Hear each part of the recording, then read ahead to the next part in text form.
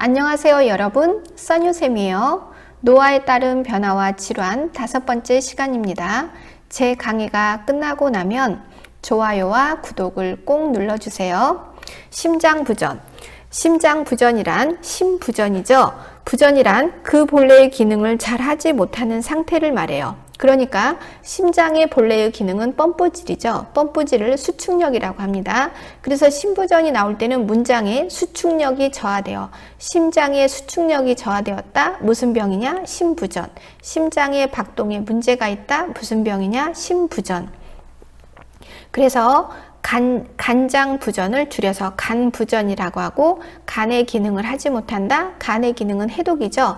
해독을 하지 못하게 된 상태, 간경화죠. 심부전은 신장의 기능은 소변으로 찌찌를 배설하는 거예요. 소변으로 찌찌를 배설하지 못하는 상태, 소변이 몸 안에 독소가 되어서 쌓였다. 그래서 신부전, 요독증이죠. 뇌부전은 뇌사를 말하고요. 그래서 모든 부전은 이식만이 해결 방안이다. 그래서 옮겨서 심는 이식 수술을 받는 것만이 답이고요. 이식 수술을 받지 못하면 돌아가시는 그 순간까지 끝없는 관리를 받으셔야 합니다. 자, 심부전이란 심장부전. 그래서 심장의 수축력, 펌프질에 문제가 생겨서 아버지인 심장이 60조의 세포에게 골고루 피를 잘 내보내지 못하는 상태에 이르게 된 질병을 심부전이라고 하죠. 그래서 필요한 만큼의 충분한 혈액을 빵빵빵 시원하게 내보내지 못하는 상태, 그것을 심장부전, 심부전이라고 합니다. 그러면 이런 분들은 앉아있을 때 호흡이 편해요. 오래 서 있지도 못하고 반드시 누워 있지도 못해요. 그래서 좌식 호흡이 편하죠. 그리고 온몸의 세포가 피 속에 들어있는 산소와 포도당을 받아먹지 못하게 되기 때문에 어지럽고 현기증이 나고 때에 따라 실신할 수도 있어요. 5번, 적절한 산소와 영양분의 부족. 왜냐하면 피 속에 들어있는 산소와 포도당을 받아먹지 못하게 되니까요. 그래서 60조의 세포가 시들시들해요. 허약하고 피로하죠. 숨차고 걷고 계단 오르기, 쇼핑하기 등 이럴 때 심한 호흡곤란이 있다. 진단명은 뭐냐? 심부전이죠. 그리고 시원하게 피를 내보내지 못하게 되면 곳곳에 피가, 액체가 고여있게 돼요. 그 고여있게 되니까 붓게 되죠. 그렇게 되는 것을 병적으로 심각하게 붓는 상태를 의존성 부종이다 그래요. 의존성 부종은 병리적 부종, 심각한 부종을 말합니다. 어머, 이렇게 부어서 어떻게 해요? 이렇게 염려되고 걱정되는 말을 한 부종을 의존성 부종이라고 하죠. 그래서 심부전 환자들은 수분을 제한해야 되고, 식사를 소량씩 드셔야 되고, 그리고 매일 체중을 재서 얼만큼 부었는지 체크를 해야 돼요. 그리고 압력이 오르지 않도록 압력을 다스려야 되고요. 그래서 금연하도록 한다. 매일 체중을 재도록 한다. 스트레스, 압력이 올라가는 스트레스를 조절하도록 한다. 빈혈이란 부족할 빈자에 피혈자예요. 피가 부족하다. 근본적으로 적혈구가 부족한 것을 말하죠. 우리는 뱃속에 있을 때는 간에서 피를 만들고 엄마 뱃속에서 태어나면 골수에서 피를 만들어요. 피의 주 성분은 적혈구죠. 붉을적자, 적혈구는 산소피고 백혈구는 식균피고 혈소파는 응고피라고 불러요. 피의 핵심은 산소피, 적혈구인데 이 적혈구가 부족해서 얼굴이 창백하고 산소가 부족해서 피곤하고 시들시들한 상태를 빈혈에 걸렸다라고 하죠. 적혈구 가운데는 헤모글로빈, 혈색소라는 핵이 들어있어요. 이 핵이 산소 2개를 실어 나르거든요. 그런데 우리 피를 만드는 주 단백질은 바로 철분이에요. 고급 단백질이죠. 외부에서 단백질이 들어와야 골수에서 피를 만들 수가 있어요. 단백질이라는 원료가 들어오지 않으면 피를 제대로 만들 수가 없죠. 그러니까 이렇게 철분이라는 고급 단백질이 부족해서 피를 잘 만들어내지 못해서 빈혈이 온 상태를 철분이 부족한 철분 결핍성 빈혈이라고 부릅니다. 그러니까 새끼를 골고루 영양소를 섭취하도록 하면 철분 결핍성 빈혈이 예방이 된다고 볼 수 있어요.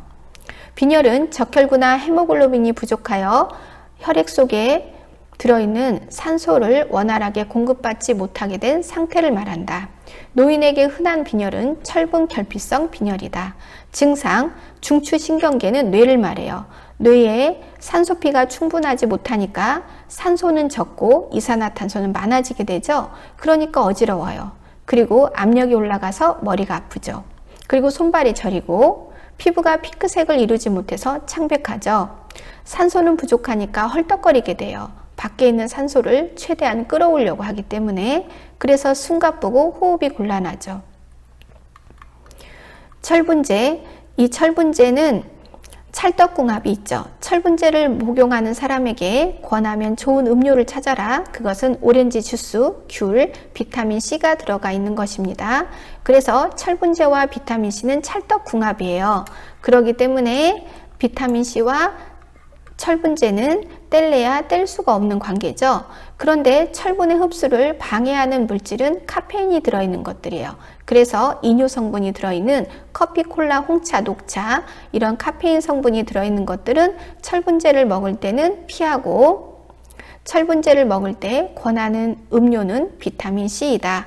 철분제와 철분의 흡수를 돕기 위한 비타민C를 함께 복용하도록 한다. 그래서 우리 음식 중에서 철분이 가장 많이 들어있는 음식은 뭐니 해도 굴을 들 수가 있어요. 그래서 굴은 출장 가는 남편에겐 굴을 주지 않는다라는 말이 있죠. 출장에서 돌아오면 줍니다. 그리고 달걀의 노른자, 붉은 살코기, 콩에는 철분이 많이 들어있죠. 그리고 철분과 비타민C가 동시에 들어있는 야채로는 시금치를 들 수가 있어요. 하지만 시금치에는 요산 성분이 또 많이 있기 때문에 결석이 잘 생기는 체질, 이런 분들에게는 시금치를 자주 먹지 않도록 하죠. 통풍이나 결석이 생기시는 분들은 시금치를 자주 드시지 않도록 하고, 드실 때는 꼭 데쳐서 드시도록 한다. 그래서 철분이 가장 많이 들어있는 음식은 굴, 달걀 노른자, 붉은 살코기 등을 들 수 있습니다. 시험 문제에 철분과 비타민C가 많이 들어있다 이렇게 나오면 정답은 시금치가 되겠습니다. 자, 요양보사의 활동 두 번째 점, 대상자가 가슴의 통증, 가슴 통증을 가슴 흉자를 써서 흉통이라고도 불러요.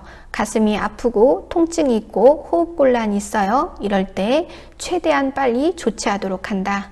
이럴 때는 신속하게 보고한다가 정답이죠. 그리고 고혈압이나 동맥경화가 있는 환자는 평소에 처방약을 잘 복용하도록 하고 뇌졸중 사인이 없는지 잘 관찰하도록 한다. 환자가 갑자기 밥을 먹다가 수저를 떨어뜨렸다. 무엇을 의심할 수 있냐? 수저는 오른손으로 들죠? 자, 그러면 왼쪽 뇌 손상을 예측할 수가 있죠. 뇌졸중 사인이죠. 갑자기 말이 어눌해지고 팔을 쓰지 못한다. 무엇을 의심할 수 있냐? 뇌졸중이죠. 자, 근골격계 질환. 근골격계는 근육과 뼈골자를 말해요.